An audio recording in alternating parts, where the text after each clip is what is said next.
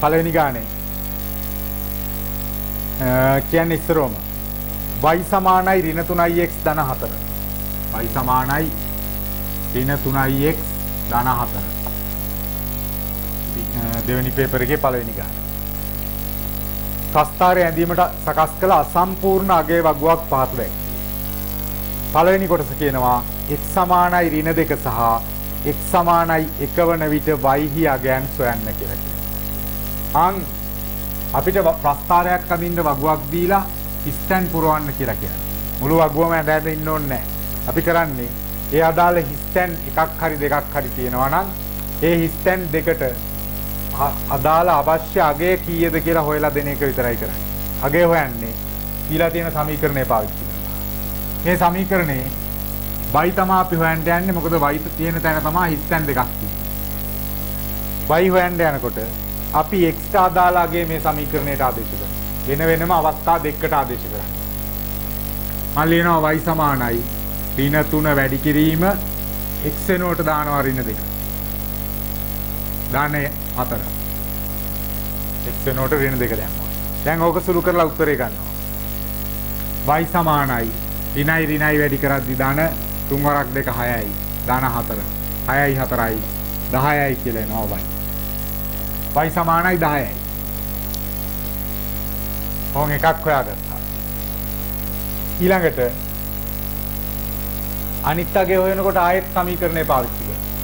ආයෙත් ලියනවා මං y සමානයි. දැන් ආයෙ සමීකරණය ලියුවේ නැති වුණාට කමක් නැහැ. මේක දිහා බලාගෙන ආදේශ කරා නම් ඇති. ඍණ 3 වැඩි කිරීම x තියෙන තැනට දැන් දාන්න ඕනේ x අගේ 1යි. x තියෙන තැනට 1. දාන 4. ඍණයි ධනයි වැඩි කරද්දී ඍණ 3 වරක් 1 3යි ධන 4. දෙන්නගේ ලකුණු වෙනස්. ඍණ 3යි ධන 4යි තියෙන්නේ. ලකුණු වෙනස් නම් ලොකු එකේ ලකුණු දානවා ධන 4න් 3ක් 1යි. එතකොට එනවා ධන 1යි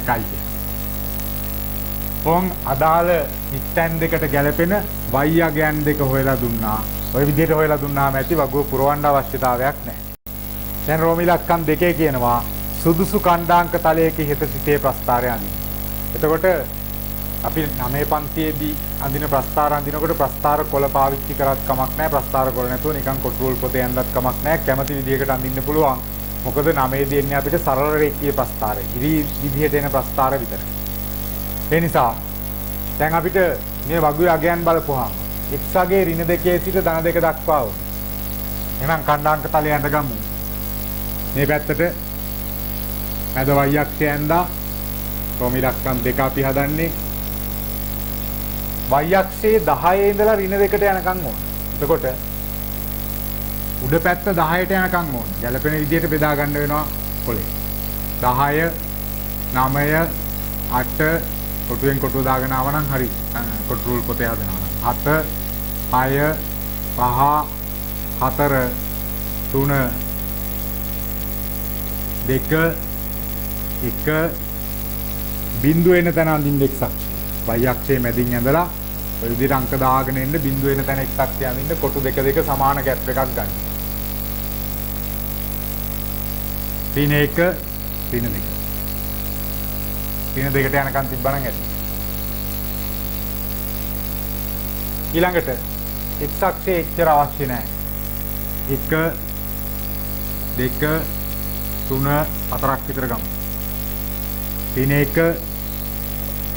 ඍණ 2 ඍණ 3 ඍණ 4.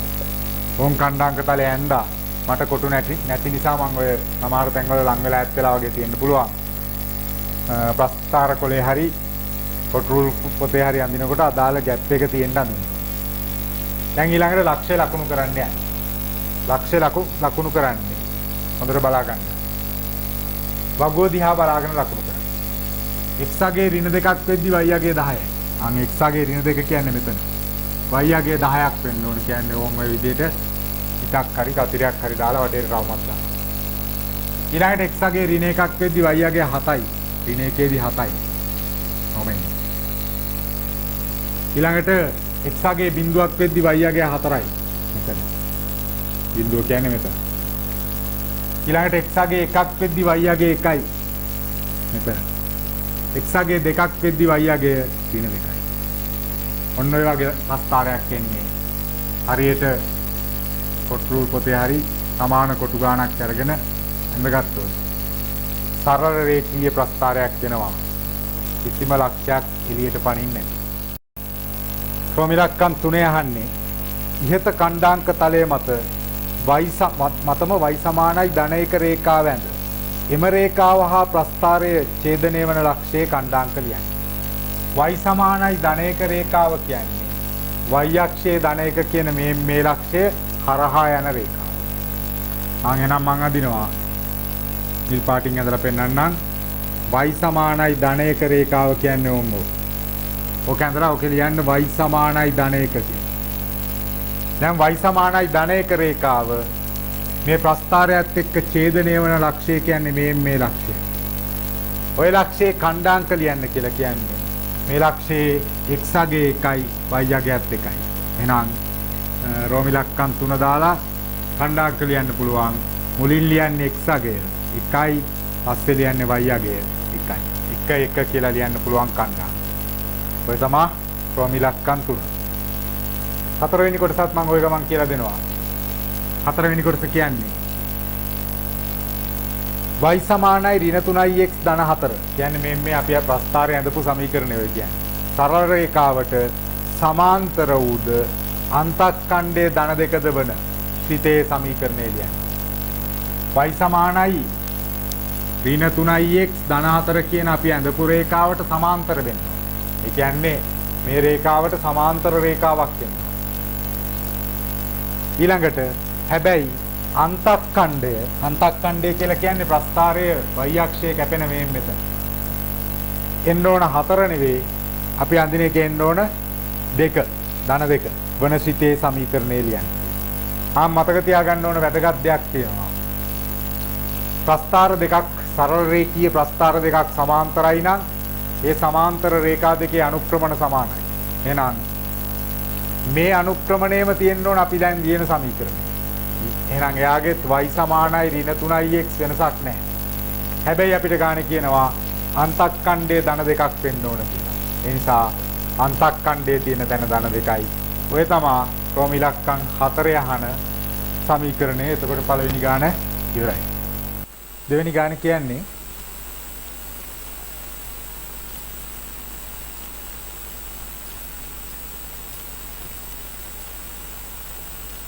සාධක සොයන්න කියලා දීලා තියෙන ප්‍රකාශනයක් මේ වගේ. දෙවෙනි ගානේ ඒ කොටස x වර්ගය ඍණ 81. එතකොට වර්ගපද දෙකක් විදිහට මේ දෙන්නම ලියා ගන්න පුළුවන්. දැනටමත් තියෙන x වර්ගය කියන පළවෙනි පදය වර්ගපදයක් විදිහට තමයි. මෙයා වර්ගපදයක් විදිහට තියෙන්නේ. මෙයා ලියා ගන්න වෙනවා වර්ගපදයක් විදිහට. එහෙනම් දෙවෙනි බලයක් විදිහට ලියන්න පුළුවන්. x වර්ගය ඍණ 81 කියන්නේ 9 දෙවෙනි බලය. දැන් එතකොට වර්ග පද දෙකක් තියෙනවා. එතකොට වර්ග පද දෙකේ මැද අන්තරයක් තියෙනවා. ඒ වගේ වෙලාවට අපි කියනවා වර්ග දෙකක අන්තරයක් කියලා. වර්ග දෙකක අන්තරයේ සාධක ලියනකොට අපි ලියන්නේ එක වරහණක් ඔය තියෙන විදිහටම ලියනවා ධන දාලා වර්ග පදේ නැතුව. x ලිව්වා 9 ලිව්වා මැදට ධන. අනිත් වරහණ ඍණ දාලා ලියන්නේ. ඔය තමයි පළවෙනි ප්‍රකාශනයේ සාධක. එතකොට ඒ කොටසට උත්තරේ ඔය විදිහට තියෙන්නේ දෙවෙනි ගානේ. හරි. ඊළඟට එන්න B කොටසට. B කොටස කියන්නේ පහත සමගාමී සමීකරණ විසඳන්න කියලා දීලා තිනවා. සමගාමී සමීකරණ දෙකක්. සමගාමී සමීකරණ දෙක ලියාගමු. පළවෙනි සමීකරණයේ තියෙන්නේ 3x ඍණ y සමානයි 18යි. 8යි. ඒ තමයි පළවෙනි සමීකරණය. ඊළඟට දෙවෙනි සමීකරණයේ තියෙන්නේ 2y 2x ධන y 2x ධන y සමානයි 17යි. ඒ තමයි දෙවෙනි සමීකරණය. දැන් අපි සමගාමී සමීකරණ දෙක විසඳන්න තියෙන්නේ. සමගාමී සමීකරණ දෙක විසඳනකොට මුලින්ම බලන්න ඕන x පදයේද එහෙම නැත්නම් y පදයේද සංගුණක සමාන කියලා. සංගුණක කියලා කියන්නේ මේ x y ඉස්සරහින් තියෙන පදේ ගැන, ඉස්සරහින් තියෙන අගය ගැන කියන්නේ, ඉලක්කම ගැන. එතකොට මෙතන x ඉස්සරහින් තියෙන 3, මෙතන x ඉස්සරහින් තියෙන 2. ඒ දෙන්න සමාන නැහැ. හැබැයි මෙතන y ඉස්සරහින් තියෙන 1, 1යි y තියෙන්නේ. මෙතන y ඉස්සරහින් තියෙනෙත් 1, ආන් ඒ දෙන්න සමානයි. එහෙනම් ඔතන තියෙන ඔය සමගාමී සමීකරණ දෙකේ සංගුණක සමාන පද දෙක තමයි y පද දෙක. ඒ දෙන්න සමානයි. එහෙනම් අපි සමීකරණ දෙක හදන්නේ, විසඳන්නේ y ගැන හිතලා. සංගුණක සමාන y පද දෙක නිසා. y ගැන හිතලා බලනකොට මේ දෙන්නගේ සංගුණක සමානයි, හැබැයි ලකුණු වෙනස්. මේ පළවෙනි සමීකරණයේ y පදයේ ලකුණ ඍණ, දෙවෙනි සමීකරණයේ y පදයේ ලකුණ ධන. එතකොට දැන් මම ඔය කියලා දෙන්නේ සම්පූර්ණ සමගාමී සමීකරණ පාඩම මතක් වෙන විදිහට. ඒ නිසා කල්පනාවෙන් අහගන්න, මතක නැතුව ඇති කියලා හිතාන තමයි ඔය මතක් කරන්නේ. එතකොට y ගේ සංගුණක සමානයි, 1y තියෙන්නේ, ලකුණු වෙනස්, ධනයි ඍණයි තියෙන්නේ. ආන් ලකුණු වෙනස් නම් ඔය සමීකරණ දෙක එකතු කරනවා. හැම වෙලේම සංගුණක පද සමාන දෙකේ ලකුණු වෙනස් නම් සමීකරණ එකතු කරනවා, ලකුණු සමාන නම් සමීකරණ අඩු කරනවා. දැන් ලකුණු වෙනස් නිසා සමීකරණ එකතු කරනවා. එකතු කරද්දී අපිට කැමති ඕනම සමීකරණයකට ඕනම සමීකරණයක් එකතු කරන්න පුළුවන්. එකට දෙක එකතු කරත් කමක් නැහැ, දෙකට එක එකතු කරත් කමක් නැහැ. ඉස්සෙල්ලා ලියන්නේ මොකද්ද කියන එක ප්‍රශ්නයක් නැහැ. මම ලියන්නම් පළවෙනි සමීකරණය එකතු කිරීම, දෙවෙනි සමීකරණය. ක්‍රමාවක් දැම්මා. පළවෙනි සමීකරණයේ වම් අත පැත්ත ලියනවා 3x ඍණ y. ඊළඟට එකතු කරන්න යන නිසා එකතු කිරීමේ ලකුණක් දානවා. දෙවෙනි සමීකරණයේ වම් අත පැත්ත ලියන්නේ වරහණක් ඇතුලේ. අනිවාර්යෙන් දෙවෙනියට ලියන එකට වරහණක් දාන්න ඕනේ. කොහොම වම් පැති දෙක එකතු කරලා ඉවරයි. දැන් දානවා සමාන ලකුණ. 8 එකතු කිරීම. 8 කියන්නේ පළවෙනි සමීකරණයේ දකුණු පැත්ත එකතු කරන්න ඕන. 17 කියන්නේ දෙවෙනි සමීකරණයේ දකුණු පැත්ත වරහණක් දැම්මා. දැන් වරහණ අයින් කරනවා. 2x ඍණ y, 3x ඍණ y, ධනයි ධන 2x ධනයි ධන y සමානයි 8 ධන 17. දැන් බලන්න. එතන තියෙනවා ධන y ඍණ y පද දෙකක්. කැපිලා යනවා. දෙන්න අඩු කරපුවාම බිඳුවයි. 3x 2x එකතු වුනහම 5x සමානයි 8යි 17යි එකතු වුනහම 25යි. x සමානයි 25 බෙදීම 5යි. ඒ කියන්නේ උත්තරේ 5යි කියලා එනවා. ඕන් x හොයාගත්තා. දැන් අපි x හොයාගෙන විතරක් මදි. ඕකේ y හොයන්නත් ඕන. y හොයනකොට කරන්නේ දීලා තියෙන සමගාමී සමීකරණ දෙකෙන් ඕනම අපි කැමතිම එකට, අපිට ලේසි කියලා හිතන ඕනම සමීකරණයකට මේ අපි හොයාගත්ත x ගේ ආදේශ කරන්නේ. එතකොට මම පළවෙනි සමීකරණය ගන්නවා. ඒකට ලියන්න ඕන අපි x සමානයි 5 පළවෙනි සමීකරණයට ආදේශය. එකට ආදේශය. පිට කැමති නම් දෙවෙනි සමීකරණයට ආදේශ කරත් ප්‍රශ්නයක් නැහැ. කැමති එකට ආදේශ කරගන්න පුළුවන්. දැන් පළවෙනි සමීකරණය ලියනවා 3x ඍණ y සමානයි 8යි. 3 වැඩි කිරීම x වෙනුවට දානවා 5 ඍණ y සමානයි 8යි. 3 5 15යි ඍණ y සමානයි 8යි. දැන් VG පද එක පැත්තක තියාගෙන ඉලක්කම් අනිත් පැත්තට ගෙනියනවා. ඍණ y සමානයි 8 ධන 15 අනිත් පැත්තට යනකොට ඍණ 15යි. දකුණු පැත්තේ ලියපු පද දෙකේ ලකුණු වෙනස්. මෙයා ධන මෙයා ඍණ. ධන ඍණ. දෙන්නගේ ලකුණු වෙනස්. ලොකු එකේ ලකුණ දානවා ඍණ. 15න් 8ක් 7යි. දැන් ලකුණු මාරු කරන්න වෙනවා. අපි ඍණ y හොයලා හරියන්නේ නැහැ. y සමානයි 7 කියලා උත්තරේ දෙන්න ඕන. ඔය තමයි B කොටසට උත්තරේ. ඊළඟට ප්‍රෝම ඉලක්කම් 3. C කොටස. C කොටස කියන්නේ රුපියල් 1500ක් වටිනා තෑගි වවුචර් එකකට ලබාගත හැක්කේ රුපියල් 950ක් වටිනා ටී-ෂර්ට් එකක් හා රුපියල් X වටිනාකමකින් යුත් තොප්පියක් පමණි. ඊට තොරතුරු ඇසුරින් අසමානතාවයක් ගොඩනගා එය විසඳන්න කියලා කියනවා. තොප්පිය සඳහා ගෙවිය හැකි උපරිම මිල කීයද කියලා. අපි අසමානතා පාඩමත් එක්ක සම්බන්ධ වෙනවා. ඒකට අසමානතා පාඩමේදී අපි ඉගෙන ගත්තා ලකුණු 4ක් ගැන. ඒ තමයි විශාලයි හෝ කුඩායි කියන ලකුණ. විශාලයි කුඩායි කියන ලකුණු දෙක. ඊළඟට විශාලයි හෝ සමානයි සහ කුඩායි හෝ සමානයි කියන ලකුණු දෙක. දැන් අපිට කියන්නේ 1500ක් වටිනා තෑගි වවුචරයක් තියෙනවා. 1500ක් වටිනා තෑගි වවුචරයෙන් මිලදී ගන්න පුළුවන් වෙන්නේ රුපියල් 950ක් වටිනා ටී-ෂර්ට් එකක්. 950කට ටී-ෂර්ට් එකක් ගන්න පුළුවන්ලු සහ X වටිනාකමකින් යුත් තොප්පියක් ගන්න පුළුවන්. එතකොට මේ තමයි අපි මිලදී ගත්ත භාණ්ඩ. ඔය තමයි මිලදී ගත්ත භාණ්ඩ. කොමිලක්කන් එකේ කියන්නේ අසමානතාවයක් ගොඩනගලා ඒ විසඳන්න කියලා කියන්නේ. ගොඩනගලා විතරක් මදි විසඳන්නත් ඕන. එතකොට මේ තමයි අපි අතේ තියෙන මුදල 1500යි. එහෙම නැත්නම් වවුචරේ වටිනාකම 1500යි. එතකොට අපි කඩෙන් බඩු ගන්නකොට ගන්න ඕනේ 1500ට වඩා මිල අඩු වෙන විදිහට. මිල වැඩි වුණොත් එහෙම මේ ගන්න භාණ්ඩවල මිල වැඩි වුණොත් එහෙම අපිට වවුචරේ ප්‍රමාණවත් වෙන්නේ නැහැ. වවුචරේ මදි වෙනවා. දැන් වවුචරයක් නැතුව අතේ 1500ක් තියනවා කියලා හිතන්නකො සල්ලි. 1500ට වඩා වැඩි මුදලක් වටිනාකම දේවල් අපිට ගන්න බෑ. අතේ තියෙන 1500. ආන් ඒ වගේ තමයි මෙතනත් මේ මිලදී ගන්නේ වගේ වටිනාකම මුළු වටිනාකම අපි ගාව තියෙන මුදලට වඩා අනිවාර්යයෙන්ම අඩු වෙන්න ඕන. එහෙම නැත්තම් සමාන වුණත් කමක් නැහැ. අඩු වුණත් කමක් නැහැ, සමාන වුණත් කමක් නැහැ. සමාන වුණොත් හැබැයි මුදලාලි අපිට ඉතුරු දෙන්නේ නැහැ. අඩු වුණොත් එහෙම මේ වටිනාකම අඩු වුණොත් අපි ගාව තියෙන මුදලට වඩා මුදලාලි ඉතුරු මුදල අපිට දෙනවා. දෙකෙන් කොහොම වුණත් කමක් නැහැ. 1500ට වඩා කුඩා හෝ සමානයි 950 දන X කියන ගත්ත භාණ්ඩවල වටිනාකම.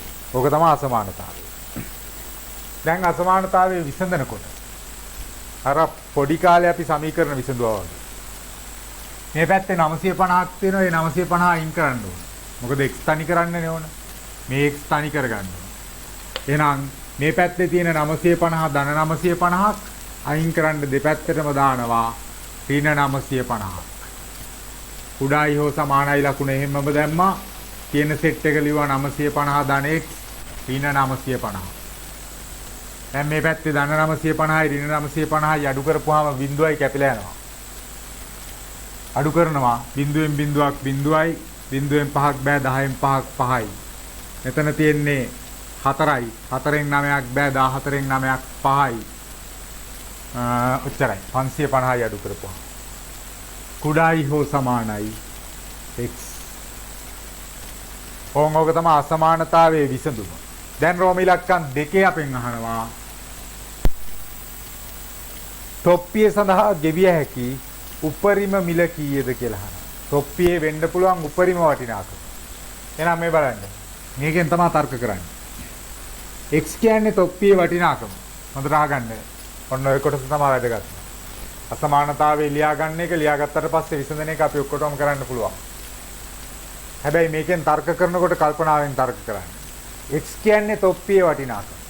දැන් අපෙන් ගානේ අහලා තියෙනවා තොප්පියට ගන්න පුළුවන් උපරිම වටිනාකම කීයද කියලා. x කියන්නේ තොප්පියේ වටිනාකම. එතකොට මේ අසමානතාවයේ තේරුම තමයි කට ඇරලා තියෙන්නේ 550 පැත්තට. ඒ කියන්නේ මේ පැත්ත පොඩි, මේ පැත්ත ලොකුයි. කට ඇරලා තියෙන්නේ ලොකු පැත්තට. මේ පැත්ත පොඩි, මේ පැත්ත ලොකුයි. එහෙනම් x ගේ අගය 550ට වඩා පොඩි. 550ට වඩා x ගේ අගය පොඩි. ඒ වගේම තමයි සමාන වුණත් කමක් නැහැ 550ට.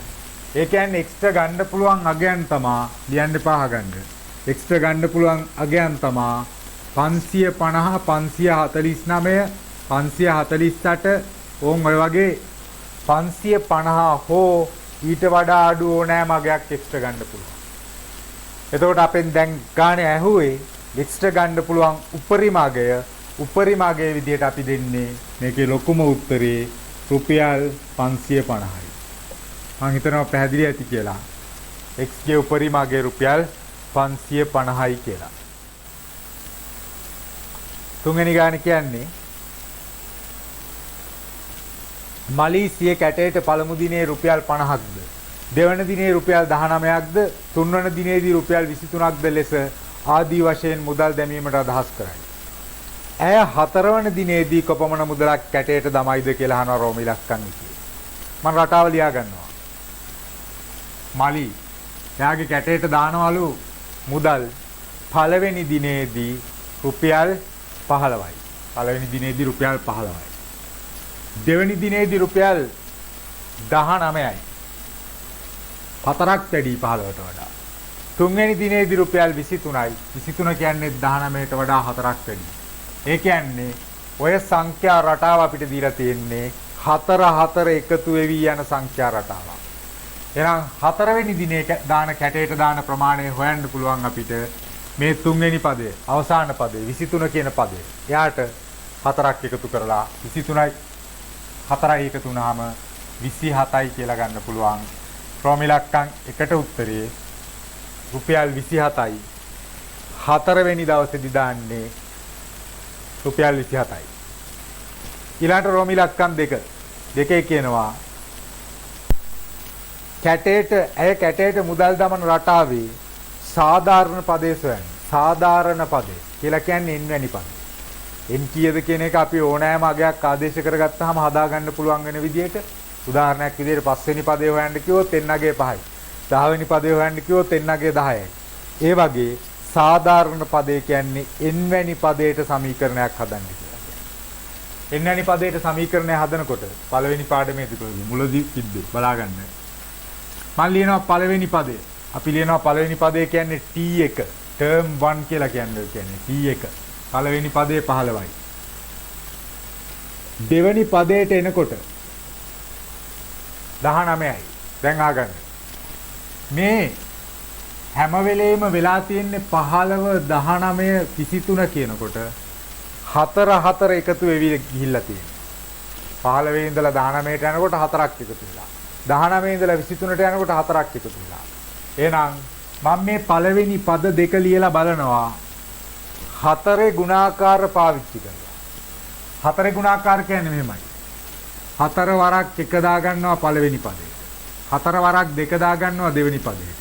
දැන් ඔය 4 පාවිච්චි කරන්න හේතුව තමයි මේ 4 එකතු වෙවි යන සංඛ්‍යා රටාවක්. එහෙම නැත්නම් අපි ඔකට ඉගෙන ගත්ත පොදු අන්තරය 4යි කියලා. එතකොට දැන් බලන්න පළවෙනි පදේදී 4 වරක් 1 4යි. හැබැයි පළවෙනි පදේ 15. 15 වෙන්න තව 11ක් මදි. ආන් ඒ 11 මම එකතු කරනවා. ආයෙත් කියන්නම්. මේ දීලා තිබ්බ සංඛ්‍යා රටාවේ පොදු අන්තරේ එකතු වෙවි යන පදය 4යි හැම වෙලේම. 4 එකතු වෙවි ගින් තියෙනවා. එතකොට 15 19 කියනකොට 4ක් එකතු වෙනවා.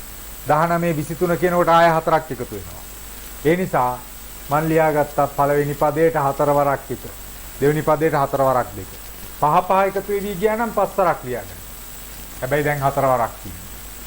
දැන් ඒකලා බලනවා 4 වරක් 1 වැඩි කරපුවාම 4යි. මෙතන 15 තියෙනවා. 15 උත්තරේෙන්න තව 11ක් එකතු වෙනවා. 4 වරක් 2 8යි. හැබැයි දෙවෙනි පදේ විදිහට තියෙන්නේ 19. 19 උත්තරේ වෙන්න තව 11ක් එකතු වෙනවා. දැන් එහෙනම් අපිට රටාව අහුවෙලා තියෙනවා. දෙකයි ලියන්න ඕන දෙකක් ලියනකොට රටාව අහුවෙනවා. අපිට ඕනේ n වෙනි පදය. Tn සමානයි 4 වැඩි කිරීම මේ අනිත් හැම වෙලේම ලියන 4යි 11යි දෙන්න හැමම ලියනවා. හැබැයි මෙතන පළවෙනි පදේදී මේකගේ 1යි තිබ්බේ. දෙවෙනි පදේදී 2යි තිබ්බේ. එහෙනම් තුන්වෙනි පදේ ලියුවොත් 3 තියෙන්න ඕනේ එතන. පස්වෙනි පදේ ලියුවොත් මෙතන 5 තියෙන්න ඕනේ. හැබැයි n වෙනි පදේ ලියනකොට මෙතන තියෙන්න ඕනේ දාන 11යි. ආන් එතකොට එනවා ඔය දීලා තියෙන සංඛ්‍යා රටාවේ සාධාරණ පදය එහෙම නැත්නම් පොදු පදය Tn සමානයි 4යි n ධන 1 කියලා. ඕක තමයි ඔය රෝම ඉලක්කම් දෙකේ ගානේ. ඊළඟට තුන්වෙනි කොටස රෝම ඉලක්කම් 3 කියනවා එම සාධාරණ පදය ඇසුරින් 10 වන දිනේදී කැටයට දමන මුදල සොයන්න. 10 වන දිනේදී කැටයට දමන මුදල කියලා කියන්නේ T10 10 වෙනි පදය. එහෙනම් මේක පාවිච්චි කරන්න තියෙන්නේ. රෝම ඉලක්කම් 3 10 වෙනි මුදලේදී 10 වෙනි දිනේදී කැටයට දමන මුදල කියලා කියන්නේ T10. එහෙනම් සමීකරණය ලියනවා අපි හදාගත්ත එක. Pn සමානයි 4n ධන 11. T10 තමයි අපෙන් අහන්නේ. 4 වැඩි කිරීම n තියෙන තැනට 10 දානවා. 10 වෙනි පදේ හොයන නිසා ධන 11. 4 වරක් 10 40යි ධන 11. 40යි 11යි එකතු වුනහම 55යි 51යි රුපියල් 51ක් දානවා යා කැටේට 10 වෙනි දිනේදී. ඔය තමයි රෝමි දක්කන් 3 උත්තරේ. ඒවා ලේසි පොදු පදේ හදාගත්තට පස්සේ. ඊළඟට 4 වෙනි කොටස කියනවා ඇයට 25 වෙනි දිනේදී ඇයට 25 වෙනි දිනේදී රුපියල් 100කට වඩා වැඩි මුදලක් කැටේට දැමීමට සිදුවේ. මෙම ප්‍රකාශයේ සත්‍ය අසත්‍ය බව හේතු සහිතව පෙන්වා දෙන්න. අපි බලමු 25 වෙනි දිනේදී ආ කැටේට දාන මුදල. 25 වෙනි දිනේදී කැටේට දාන මුදල කියන්නේ T25. ඔය විදිහටම Tn සමීකරණය ලියනවා මං. Tn සමානයි 4n ධන 11. T25 තමයි අපිට හොයන්න ඕන. 4 වැඩි කිරීම 25 ධන 11. 4 වරක් 25 100යි ධන 11 111යි රුපියල්. දැන් අපිට ලියන්න පුළුවන් එම නිසා 25 වෙනි දිනේදී ඇයට රුපියල් 100කට වඩා වැඩි මුදලක් කැටේට දැමීමට සිදුවේ කියලා. 4 වෙනි ගානේ පළවෙනි කොටසේ ඒ කොටසේ කියන්නේ රූපේ දී ඇති තොරතුරු අනුව x හිත් y හිත් අගය සොයන්න කියලා කියනවා. අපිට දීලා තියෙන රූපේ xy කියලා සංකේත දෙකකින් දාලා තියෙන කෝණ දෙකක් තියෙනවා. අපි x ගේ සහ y ගේ අගයන් සොයන්න යන්නේ. එතකොට පළවෙනිම දේ තමයි තේරුම් ගන්න ඕන. ගොඩාක් දුරට ඔය ජ්‍යාමිතික රූප සරහන් තියෙන ගණන් වල xy වගේ සංකේත දීලා තියෙන වෙලාවට ඒ සංකේතවල මුලින් හොයන්න අපි try කරන්නේ ඉංග්‍රීසි හොඩිය මුලින් හම්බෙන අකුරු. දැන් අපි දන්නවා y ට කලින් තමයි ඉංග්‍රීසි හොඩිය x තියෙන්නේ. ඒ නිසා උතන x තමයි ඉස්සලා හොයන්න බලන්න. එතකොට බලන්න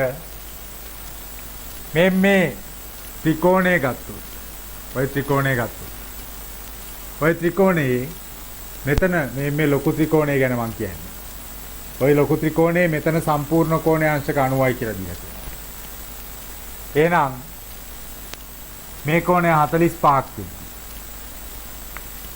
මේ කෝණය කියන කෝණය අරගෙන මේ කෝණ තුන එකතු කරොත් 180යි. අපි දන්නවා ත්‍රිකෝණයක අභ්‍යන්තර කෝණවල එකතු 180යි. ඒ නිසා මම ලියා ගන්නවා දැන් මෙහෙම.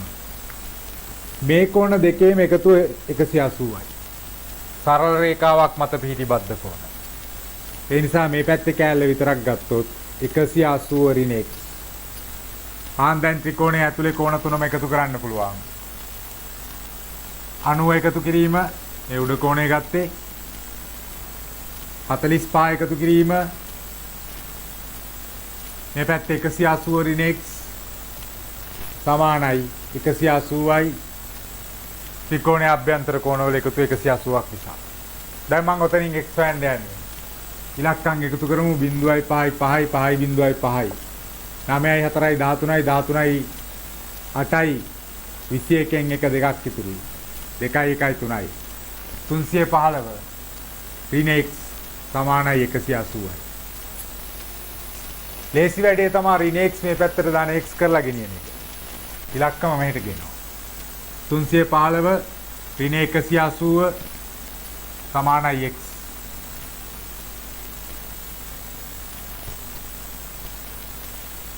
දැන් සුළු කරන්න තියෙන්නේ 5න් බිඳුවක් 5යි 11න් 8ක් 3යි 2න් එකක් 1යි 135යි කියලා එනවා x ගියාගේ ඕන් x හොයාගත්තා. x කෝණය ඔය විදිහට ඔය විදිහටම හොයන්න කියලා නීතියක් නැහැ. වෙන මොන ක්‍රමයකට හැදුවත් කමක් නැහැ. හැබැයි x ට ඔය උත්තරේ එන්න ඕන. වෙන සාධාරණ හරි ජ්‍යාමිතික ප්‍රමේයන් ඕනම එකක් පාවිච්චි කරාට කමක් නැහැ. දැන් බලමු y හොයන හැටි. y කියලා කියන්නේ මේ කෑල්ල. එතකොට අපිට පුළුවන් මේ චූටි ත්‍රිකෝණය දකුණු පැත්තේ තියෙන චූටි ත්‍රිකෝණය එකතු කරන්න. මම ලියනවා y එකතු කිරීම මෙතන කෝණය 90 එකතු කිරීම මෙතන කෝණය 180 ඍණ x. ඒකේම උදාගමු x දන්නවනේ.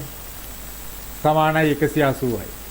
දැන් මේ x තියෙන තැනට දාගන්න ඕන 135. ඒතර y ධන 90 ධන 180 ඍණ x කියන්නේ 135. සමානයි 180යි. සුළු කරන්න තියෙන්නේ y තනි කරලා ඉතුරු ඉලක්කම් ඔක්කොම අනිත් පැත්තට ගෙනියනවා. 180 ධන 90 හරියට යනකොට ඍණ 90යි. ධන 180 මෙහෙට යනකොට ඍණ 180යි. ඍණ 135ට යනකොට ධන 135යි. දැන් ධන 180යි ඍණ 180යි කැපිලා යනවා අඩු කරපුවාම බිඳුවයි. y සමානයි. ඉලක්කම් දෙකේ ලකුණු වෙනස් ලොකු එකෙන් පොඩි එක අඩු කරන්න තියෙන්නේ 5න් බිඳුවක් 5යි 3න් 9ක් බෑ 13න් 9ක් 4යි.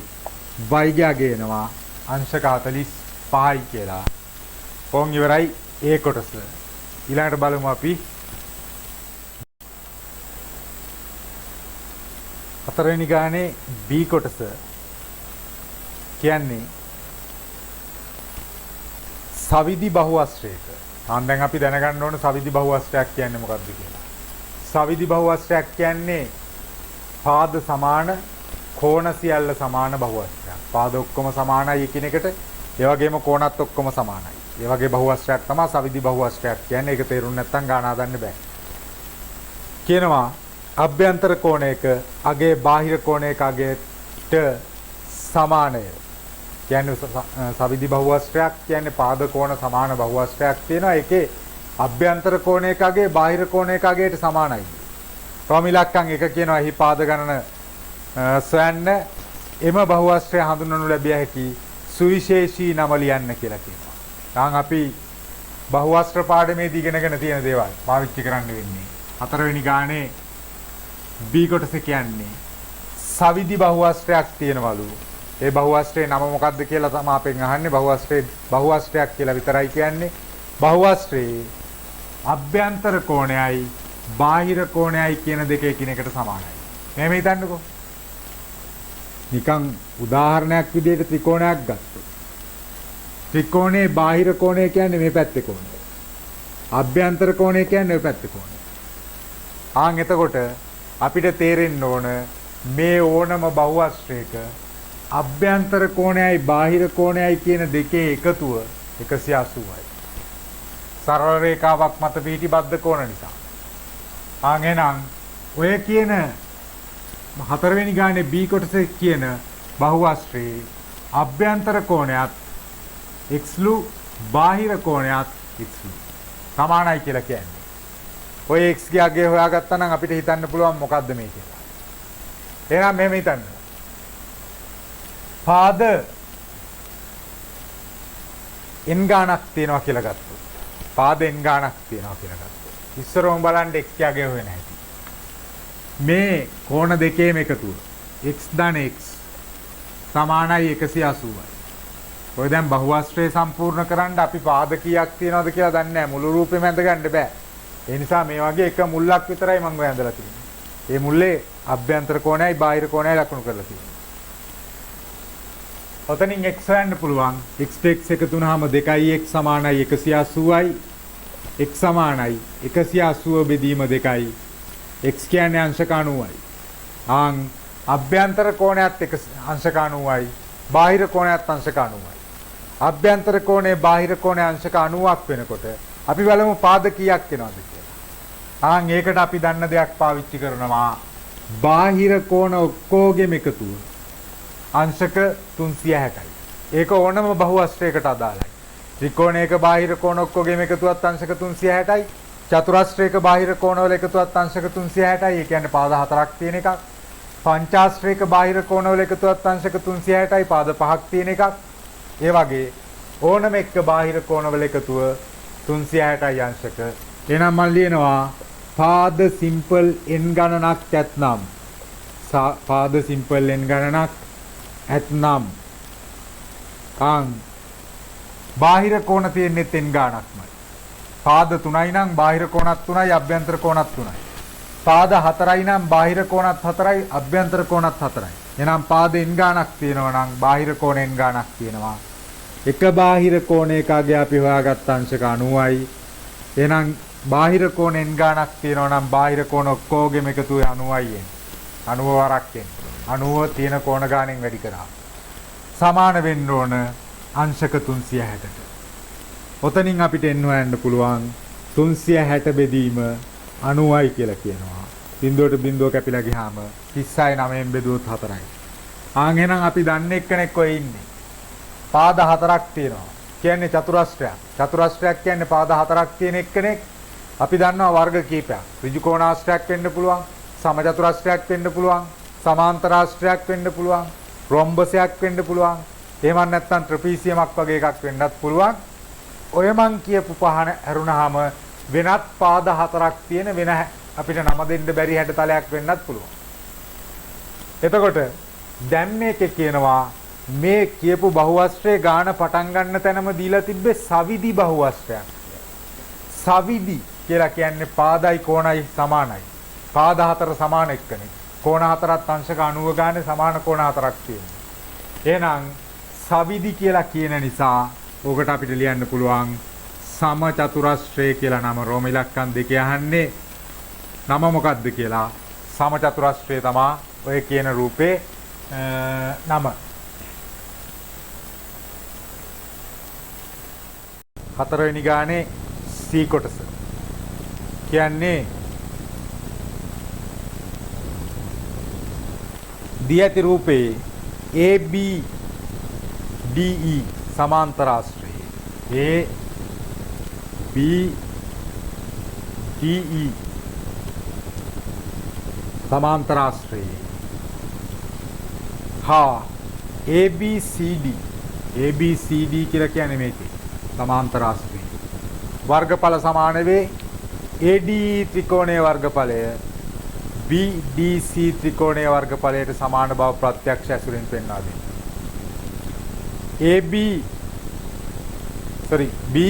BDC ත්‍රිකෝණය. BDC ත්‍රිකෝණය කියන්නේ මේ ත්‍රිකෝණය.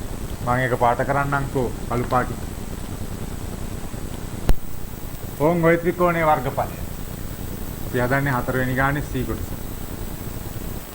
මේ පාට කරපු වර්ගඵලය සමානයි කියලා පෙන්වන්නලු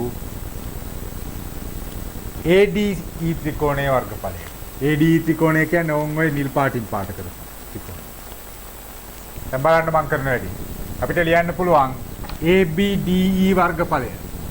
ABDE වර්ගඵලය සමානයි ABCD වර්ගඵලය.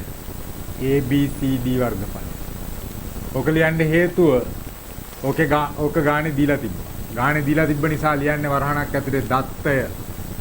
ගානේ දීලා තිබ්බා. දැන් බලන්න මේ හොඳට බලා ගන්න වෙනවා ABDE කියන සමාන්තරාශ්‍රය. ABDE කියන සමාන්තරාශ්‍රයෙන්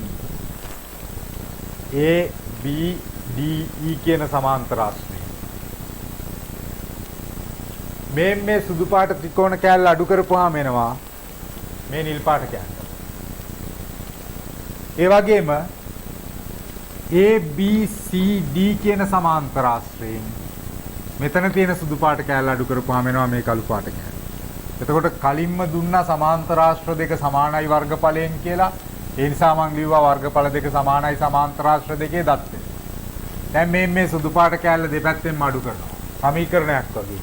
කරන දෙයක් දෙපැත්තටම කරන්න ඕනේ. AB D වර්ගඵලය අඩු කිරීම ABD වර්ගඵලය ABD වර්ගඵලය සමානයි ABCD වර්ගඵලය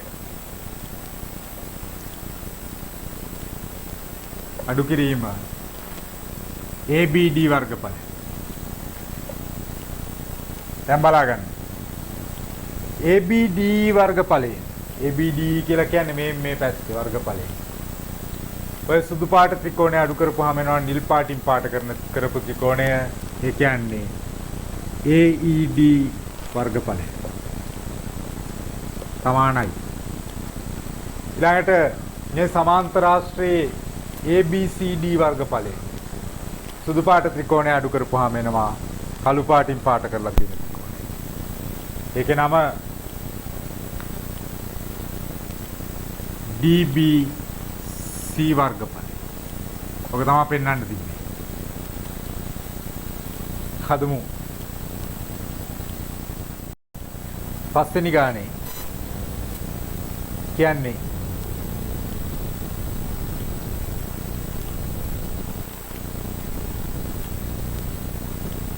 ඒ කොටස. පස්වෙනි ගානේ ඒ කොටස සර්වත්‍ර කුලකයට දාන සංකේතය එප්සයිලන් කියන සංකේතයත් එක්ක දීලා තියෙනවා 10 11 12 13 14 15 16 17 කියලා ඉලක්කම් සෙට් එකක්. ඊළඟට A කියලා කුලකයක් දීලා තියෙනවා 12 14 16. B කියලා සෙට් එකක් දීලා තියෙනවා 12 13 15 නම් දී ඇති වෙන් රූපේ කුලකවල අවයව ලියා දක්වන්න කියලා කියනවා. අන් දීලා තියෙන වෙන් රූපේ මම අඳ ගන්නවා. දීලා තියෙන්නේ ඡේදනයක්. හරියටම මැද කැපෙන විදිහේ වෙන් රූප සටහනක්. ඒ වගේම රූපයක් අඳ ගන්න වෙනවා. ඇඳගෙන විතරක් මදි. මම දැකලා තියෙනවා සමහර වෙලාවට ළමයි ඇඳලා විතරක් තියෙනවා. ඇඳලා තිබ්බට මදි අනිවාර්යයෙන්ම පේපර් එකේ කොහෙ දාලා තිබ්බත් මේ පැත්තේ කියලා දකුණු පැත්තේ කෙළවරේ සර්වත්‍ර කුලකයට සංකේතය දාන්න ඕන. ඊට පස්සේ රූප සටහනේ දීලා තියෙන විදිහට AB නම් කරන්න ඕන. එහෙම නැත්නම් ඔවා කුලක විදිහට ගන්නේ නැහැ. දැන් කියන්නේ ක්‍රම ඉලක්කම් එකේ අදාළ අවයව ලියන්න ඕන. එතකොට සර්වත්‍ර කුලකය 10 11 12 13 14 15 16 17. ඔය සෙට් එක තමයි සර්වත්‍ර කුලකයේ තියෙන්නේ. ඒ කියන්නේ මේ කොටුව ඇතුලේ ඉන්න ඕන ඔක්කොම ටික තමයි එතන තියෙන්නේ. A කියන්නේ 12 14 16, B කියන්නේ 12 13 15 17. අන් හොඳට කල්පනාවෙන් බැලුවොත් අපිට තේරෙනවා 12 කියන අගය A කුලකයේ ඇතුලෙත් තියෙනවා, B කුලකයේ ඇතුලෙත් තියෙනවා. ඒ වගේ වෙන කිසිම අගයක් නැහැ. ආන් එහෙනම් AB කියන දෙකටම පොදු කොටසේ අපි දා ගන්නවා 12. දැන් ඕක පේපර් එක දිහා බල බල තමයි කරන්න ඕන. දැනට අහගෙන ඉඳ හරියට තේරුම් ගන්න. මුලින්ම කරේ AB කුලක දෙකටම පොදු ටික මැද දාගත්තා. පොදු ඒවා එකයි තිබ්බේ, ඒක තමයි මැද දාගන්න තියෙන්නේ 12. ඊළඟට දැන් කරන්න ඕන A කුලකයේ තියෙනවා 14යි 16යි මීට අමතරව. ඒක ලියන්නේ මෙතන 14යි 16යි. B කුලකයේ තියෙනවා 12ට අමතරව 13 15 17. 13 15 17. ඕන් දැන් ඇතුලේ කුලක ඉවරයි. එළියේ මේ කොටුව ඇතුළට එන AB දෙකට අයිති නැති හැබැයි සර්වත්‍ර කුලක ඇතුලේ තියෙන දේවල් ටික සම්පූර්ණ කරන්න ඕන. සර්වත්‍ර කුලකයේ කියවලා යන ගමන් මෙච්චර වෙලා අපි ලියපු නැති අලුත්ම පද අලුත්ම අපි ලියලම නැති අවයව හම්බෙන ඒවා ලියන්න ඕන. 10 දැනට ලියලා නැහැ, එළිය ලිව්වා. 11 දැනට ලියලා නැහැ, ලිව්වා. ඊළඟට 12 13 14 15 16 17 ලියලා තියෙන ඔය දෙක විතරයි තියෙන්නේ. ඕන් රූප සටහන සම්පූර්ණයි. එතකොට රෝම ඉලක්කම් එක ඉවරයි. දැන් ඔය කරේ AB සහ සර්වත්‍ර කුලකය කියලා දීලා තිබ්බ කුලක අදාළ රූප සටහනට දැම්මා. දැන් රෝම ඉලක්කම් දෙක කියනවා A මේලේ B කුලක අවයව සහිතව විස්තර කරන්න. අවයව සහිතව ලියන්න. A මේලේ B මේලය මේකට කියන්නේ මේලය. අපිට නැත්තම් මතක් කරගන්න ඕන. මේලය කියන එකේ තේරුම සියලුම අවයව. සියලුම අවයව. එහෙනම් A මේලේ B කියලා කියන්නේ Aටයි Bටයි අයිති සියලුම අවයව ටික ලියන්න කියලා තමයි කියන්නේ. මම Aටයි Bටයි අයිති සියලුම අවයව ලියනවා 12 13 14 15 16 17. ඔය සෙට් එක තනින් තන පිළිවෙල මාරු වුණාට ප්‍රශ්නයක් නැහැ. අවයව ටික කොහොම හරි තියෙනවා. දැන් තුන්වෙනි කොටස අහනවා A ඩෑෂ් මෙහෙම තියෙන්නේ. ඔකට කියනවා අපි අනුපූරකය කියලා. ඒ අනුපූරකය. අනුපූරකය කියන එකේ අදහස ඒට අයිති නැති අවයව ටික ලියන්න. sorry ඒට අයිති නැති ප්‍රදේශ අඳුරු කර දක්වන්න කියලා කියන්නේ. මේ ඒට අයිති නොවන කොටස. ඔගේ තේරුම ඒට අයිති නැති. කියවන්නේ ඒ අනුපූරකය කියලා. ඒට අයිති නැති ටික අඳුරු කරලා පෙන්වන්න කියනකොට ඒ රවුම ඉතුරු වෙන්න වටේ තියෙන සෙට් එකම අඳුරු කරලා පෙන්වන්න ඕන. ඕන් ඔය ටික තමයි ඒට අයිති නැති කොටස විදියට අපි ගණන් කරන්නේ. ඊට අමතරව මේ රවුමේ මේ කැලලත් ගන්න. ඒ රවුම විතරයි ඉතුරු වෙන්නේ. ඒට අයිති නැහැ කියපුවාම බීට අයිති වුණාට කමක් නැහැ. ඒ ගැන අපිට මොනවත් කියලා නැති නිසා ඔය තමයි. එතකොට ඒ කොටසට උත්තරේ පස්වෙනි ගානේ. පස්වෙනි ගානේ B කොටස කියන්නේ 1 2 3 4 5 ඉහත ආකාරයට අංකය දූ සර්ව සම කාඩ්පත් 5ක් පෙට්ටියක දමා ඇත. එම පෙට්ටියෙන් අහඹු ලෙස ගත් කාඩ්පතක අංකය දෙකෙහි ගුණාකාරයක් වීමේ ප්‍රථමක සංඛ්‍යාවක් වීමේ සම්භාවිතාවය සර්. සම්භාවිතාවය ලේසි. උතන තියෙන්නේ ඉලක්කම් 5යි. කාඩ්පත් 5යි තියෙන්නේ. එතකොට කාඩ්පත් 5න් අපේ පළවෙනි අවශ්‍යතාවය තමයි අහඹු ලෙස කාඩ් එකක් ගත්තාම ඒ කාඩ් එක දෙකේ ගුණාකාරයක් වීමේ සම්භාවිතාවය අහනවා. ඔතන ඔක්කොම කාඩ්පත් 5ක් තියෙනවා. 5න් ඒ නිසා සම්භාවිතාවය. දෙකේ ගුණාකාර තියෙන්නේ 2 සහ 4 විතරයි. එහෙනම් දෙකේ ගුණාකාර 2යි තියෙන්නේ. සම්භාවිතාවය 5න් 2යි රෝම ඉලක්කම් 1 ඉවරයි. දෙකේ කියන්නේ ප්‍රථමක සංඛ්‍යාවක් ලැබීමේ සම්භාවිතාවය. ප්‍රථමක සංඛ්‍යා තියෙනවා උතන 2යි 3යි 5යි. ප්‍රථමක සංඛ්‍යා කියන්නේ සාධක දෙකක් විතරක් තියෙන ඒවා. සාධක දෙකක් තියෙනවා කියලා කියන්නේ ඉලක්කම් දෙකකින් විතරක් බෙදන්න පුළුවන් ඒවා. 2යි 3යි 5යි තියෙන්නේ. එහෙනම් ප්‍රථමක සංඛ්‍යා 3ක් තියෙනවා. සම්භාවිතාවය 5න් 3යි. B කොටසට උත්තරේ ඔච්චරයි. 6 වෙනි ගානේ කියන්නේ සෙන්ටිමීටර් මිලිමීටර් පරිමාණයේ සහිත සරල ධාරයක් හා කවකටුව පමණක් භාවිත කර. ඒකට වෙන මොනවත් කෝණමානයම පාවිච්චි කරන්න බෑ. පහත නිර්මාණ කරන්න කියලා කියනවා. පළවෙනි කොටස කියන්නේ AB 6.5 සෙන්ටිමීටර් වන සරල රේඛා ඛණ්ඩයක් නිර්මාණය කරන්නලු. එහෙනම් අපි දිග මනින්නේ නැහැ. විශේෂයෙන් දිග මැනීමක් කරන්නේ නැහැ. දිග රේඛාවක් ඇඳ ගන්නවා.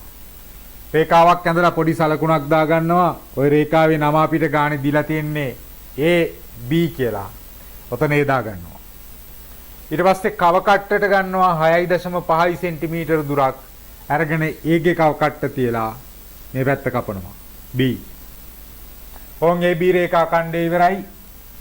දැනට 6 වෙනි ගානේ රෝම ඉලක්කම් 1 හරි. දෙකේ කියනවා ABC අංශක 30යි. ABC කෝණය අංශක 30යි හා BAC කෝණය අංශක 90යි වන පරිදි ABC ත්‍රිකෝණය නිර්මාණය කරන්නලු. ABC කෝණය අංශක 30යි. AB එනම් C මේ පැත්තේ තියෙන්න ඕන. මෙතන අංශක 30 කෝණයක් නිර්මාණය කරන්න යන්නේ. බලා ගන්න 30 නිර්මාණය කරන හැටි. B ගේ කව කට්ට තියලා සාමාන්‍ය දුර ප්‍රමාණයක් අරගෙන ඕම චාපයක් අඳිනවා. දුර වෙනස් කරන්නේ නැතුව මෙතනින් තියෙනවා කැපුණ තැන. තියලා මේ චාපය ඔහම කපනවා. ඕන් ඔය කඩිරෙන් අඳින රේඛාව අංශක 60යි. ඒක කඩිරකින් ඇඳ අපි 60 ඕනේ අපිට ඕන 30. හැබැයි 30 ඇඳ ගන්න 60 උදව්වක් විදියට අපිට ඇඳ ගන්න වෙනවා. ඒ නිසා තමයි කඩිරකින් ඇඳේ. ඊට පස්සේ මේ කෝණය දෙකට බෙදුවා නම් වැඩේ ඉවරයි. කෝණ සමච්ඡේදක අඳින්නේ කව කට්ට මෙතනින් තිබ්බා.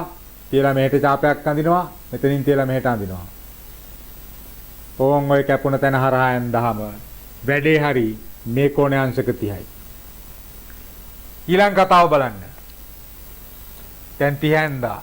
දැන් අපිට කියනවා BAC අංශක 90යි කියලා. BAC කියන්නේ මෙතන 90 අඳින්නේ.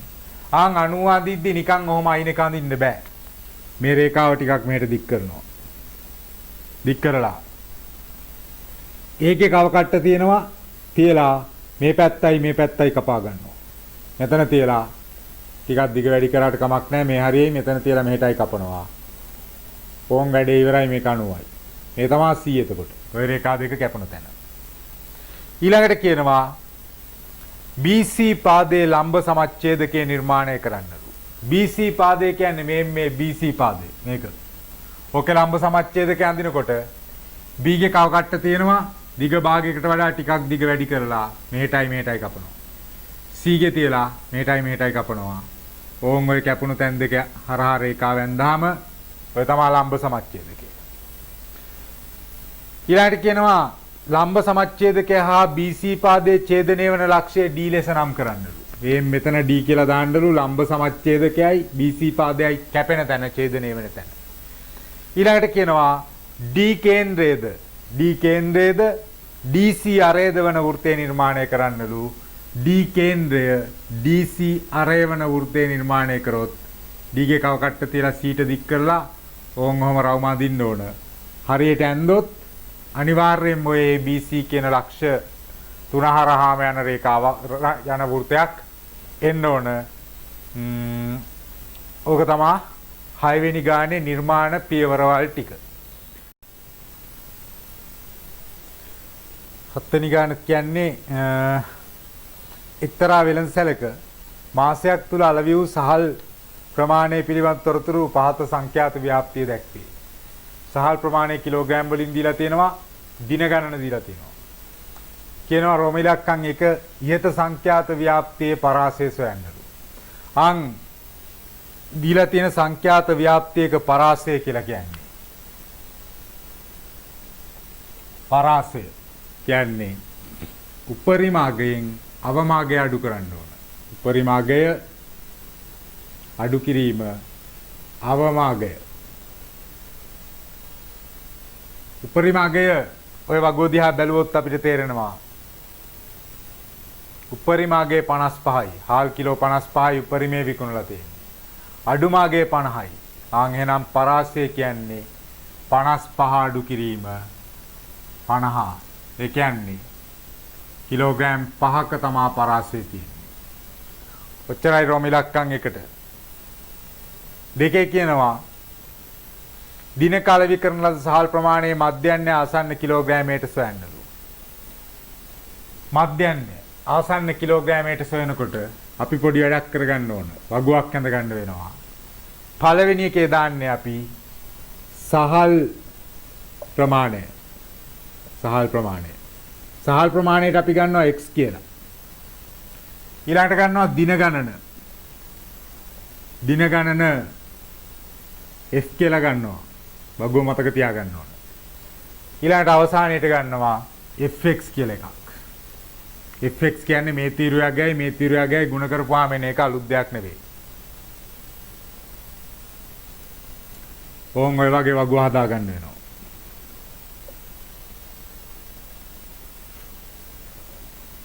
දැන් මන් දීලා තියෙන අගයන් දානවා වගුවට. සහල් ප්‍රමාණය 50 51 ඉඳලා 50 ඉඳලා 55ට යනකම් තියෙනවා. 50 51 52 53 54 55.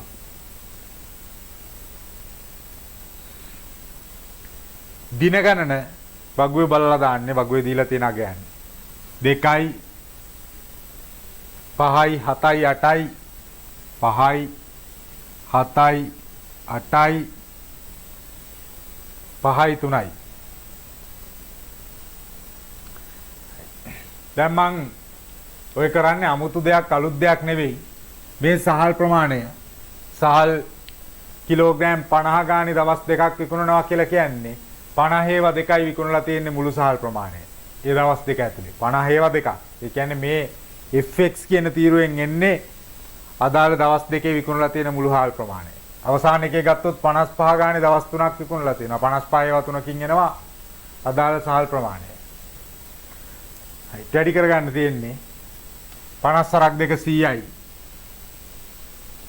51 වරක් 5. 5 සරක් එක 5යි. 5 සරක් 5 25යි. 7 සරක් දෙක 14න් 4 එකක් ඉතුරුයි. 7 සරක් 5 35යි 1යි 36යි. 8 වරක් 3 24න් 4 දෙකක් ඉතුරුයි. 8 වරක් 5 40යි 2යි 42යි. 5 වරක් 4 20න් බිඳුව දෙකක් ඉතුරුයි. 5 වරක් 5 25යි 2යි 27යි. 3 වරක් 5 15න් 5 එකක් ඉතුරුයි. 3 වරක් 5 15යි 1යි 16යි. දැන් මේ තීරු දෙක එකතු කරගන්නවා අපි. ওই තීරු දෙක එකතු කරගන්න ඕන අනිවාර්යයෙන්.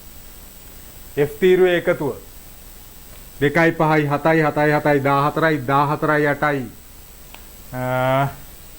22යි 22යි 5යි 27යි 3යි 30යි. දින 30ක් ගැන ඔය කියන්නේ. අනිත් පැත්තේ fx තීරුවත් එකතු කරගන්නවා.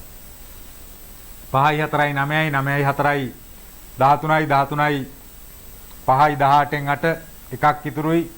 1යි 5යි 6යි 6යි 6යි 12යි 2යි 14යි 14යි 7යි 21යි 21යි 6යි 27න් 7 දෙකක් ඉතුරුයි. 2යි 1යි 3යි 3යි 2යි 5යි 5යි 3යි 8යි 8යි 4යි 12යි 12යි 2යි 14යි 1යි 15යි 1578යි කිලෝග්‍රෑම්. දැන් ඔය ඔක්කොම දේවල් කරලා අපි හොයාගෙන තියෙනවා ඔය අදාළ දින 30 තුල විකුණලා තියෙන මුළු හාල් ප්‍රමාණය කිලෝග්‍රෑම් 1578යි කියලා. අදාළ දින 30 තුල විකුණලා තියෙන මුළු හාල් ප්‍රමාණය 1578යි කියලා අපි දන්නවා. ආන්ගෙනම් මධ්‍යන්නේ කියන්නේ සාමාන්‍ය අගය. එහෙනම් මට ලියන්න පුළුවන් මධ්‍යන්නේ කියලා කියන්නේ අපිට ආපු මුළු හාල් ප්‍රමාණය 1578 බෙදන්න ඕන 30න්. මං ඉස්සලා 3ෙන් බෙදනවා. 15ට 3 වරක් 5යි 4ට 3 වරක් 2යි 18ට 3 වරක් 6යි. ඔය 3ෙන් බෙදපුවාම එන උත්තරේ 30ෙන් බෙදනවා කියන්නේ ආයෙත් මේක 10ෙන් බෙදන්න ඕන. ඒතකොට දශම ස්ථාන එකක් අයින් කරා නම් හරි.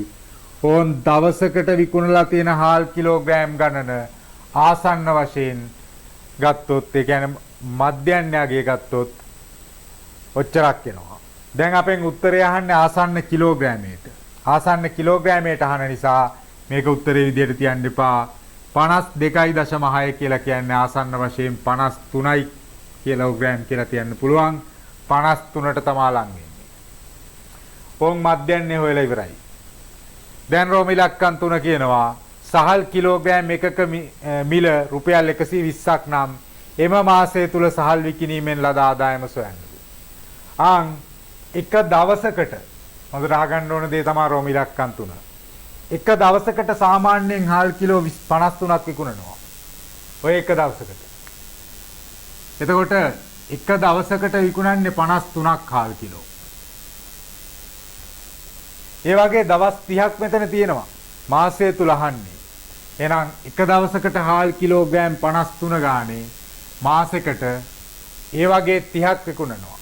මේ තමයි මාසයේ විකුණන මුළු හාල් ප්‍රමාණය මධ්‍යන්න අගය ඇසුරින් ගත්ත අගය. එතකොට මේ මුළු මාසෙදිම විකුණලා තියෙන හාල් කිලෝග්‍රෑම් ගන්න. එක හාල් කිලෝ එකක් විකුණන්නේ 120 ගානේ. ඒ නිසා ඔක 120ෙන් වැඩි කරපුවාම එනවා ලැබෙන මුළු ආදායම. කිලෝග්‍රෑම් ගාන කිලෝ එකක් විකුණන මුදලින් වැඩි කරා. වැඩි කරමු. බිංදු දෙකකට දැම්මා 12 වරක් 3 36යි 36 53ෙන් වැඩි කරන්න ඕන. 3 වරක් 6 18න් 8 එකක් ඉතුරුයි. 3 වරක් 3 9යි 1යි 10යි. 5 වරක් 6 30න් බිංදුව 3ක් ඉතුරුයි. 5 වරක් 3 15යි 3යි 18යි. 8යි බිංදුවයි 9යි 1යි 1908යි. රුපියල් ඒකක දහස් 1,90,800යි එහෙම නැත්නම් 190,800යි කියලා එනවා. ඔය තමයි මේ මිනිස්යාට ඒ වෙළඳ සැල් හිමියට මාසය තුල හාල් විකුණලා ලැබෙන මුළු